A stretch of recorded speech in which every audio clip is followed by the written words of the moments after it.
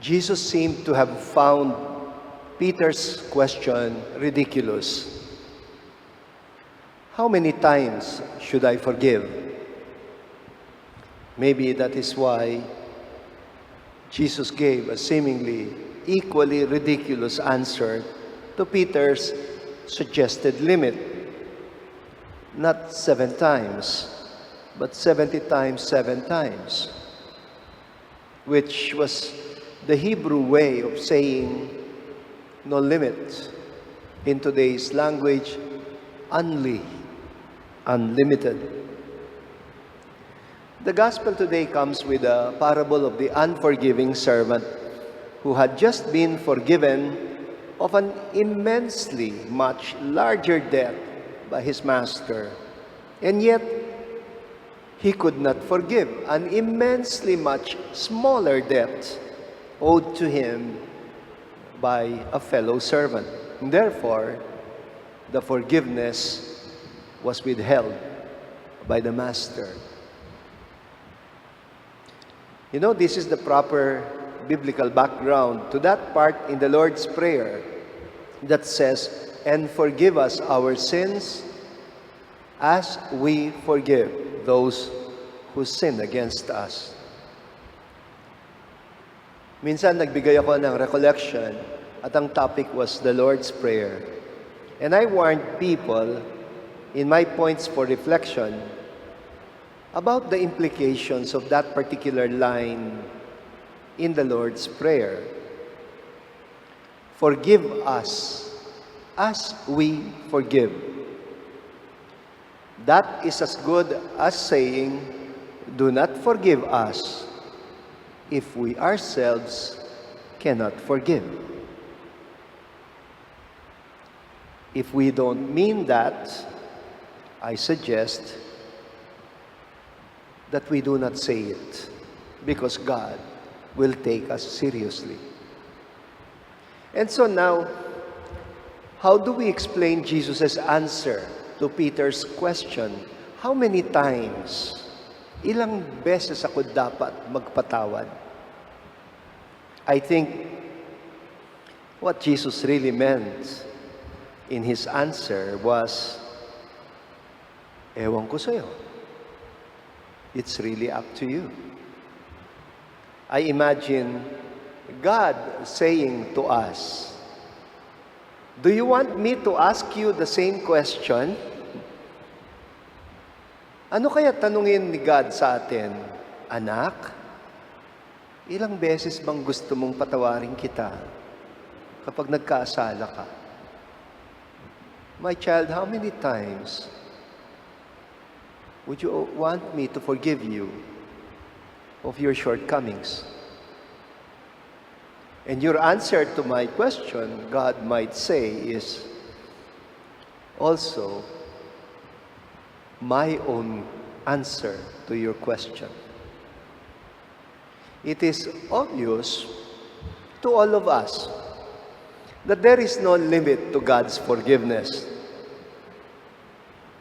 Tayong naglalagay ng limit sa kakayahan ng Diyos na patawarin tayo. We are the ones who set a limit to God's power to forgive us when we ourselves set limits to our capacity to forgive others. Merong isang kanta si Basil Valdez na I'm sure kilala ninyong lahat. Gaano kadalas ang minsan? And it seems to be concerned about the same issue. Sa Tagalog muna, sabi ng kanta, gaano kadalas ang minsan mo akong saktan, kahit minsan lang, sa akin para bang walang katapusan. Gaano kadalas ang puso'y namamatay, gaano kadalas ang minsan. You know, this song dramatizes the experience of pain and betrayal in the context of love. I tried to translate it into English, And here is my rough approximation of what Basil Valdez's song is saying. How often are you entitled to hurt me sometimes, when sometimes can mean forever? How many times does the heart die? How often? How many times is sometimes? The question implies how difficult it can be for some people to forgive, especially when the hurt is so deep. Sabi nila, you can only be hurt deeply by someone you have loved as deeply. Maybe because people often try to justify their shortcomings with the saying, to err is human. To err is human. Well, the offended party is also inclined to use the same logic and say, to forgive is divine, but unfortunately, I am only human. Young people nowadays will say, tao lang po. It is the simplified version of the more lyrical and poetic Tagalog saying, sapagkat kami mga tao lamang. Well, today Jesus is teaching his disciples something very basic. To err is human. To forgive is also human. All right, no doubt, to forgive is divine. But are we not supposed to be created in the image of the divine? Is Christian life not about the vocation to grow into the sons and daughters of God? So, how do we know that we are growing into the one we are called to be? And my answer to that is, when we stop putting a limit to our capacity to forgive. To be followers of Jesus means to share both in His divinity and His humanity.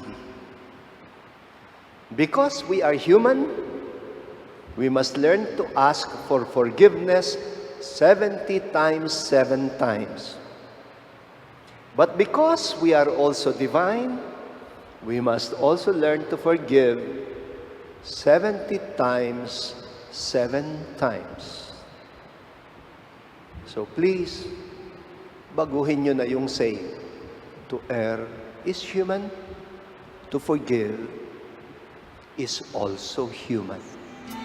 Gaano kadalas ang minsan mo akong saktan, kahit minsan lang sa akin para bang walang katapusan.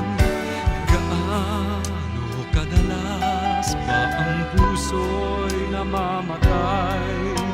Gaano kadalas ang minsan? Dahil ang pag-ibig kong hindi rin lang wagas, mabuti ang hanggang maagay magwakas. Pagkukunwari itago man ay lalabas, at minsan kang matuklasan, hapdi walang kasing dalas.